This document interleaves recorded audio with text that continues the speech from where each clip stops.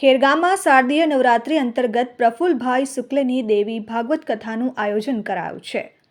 તારીખ 3-10-2024થી 11-10-2024 સુધી ખેરગામના રામજી મંદિરે કથાકાર પ્રફુલ્લભાઈ શુક્લની દેવી ભાગવત કથાનું નવરાત્રિ અનુષ્ઠાન અંતર્ગત આયોજન કરવામાં આવ્યું છે.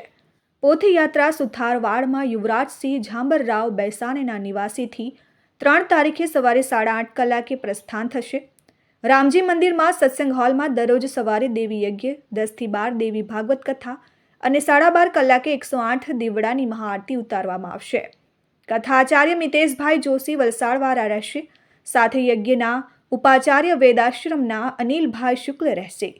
જીવનની 874મી કથાનું શ્રીફળ મુહૂર્ત આપતા પ્રફુલ્લભાઈ શુક્લએ કહ્યું છે કે જ્યાં જીવનની પહેલી કથા કરી હતી એ જ સ્થાન પર 50મે વર્ષે દેવી કથા કરવાનો અવસર મળે એ માતાજી અને રામજીની કૃપા છે.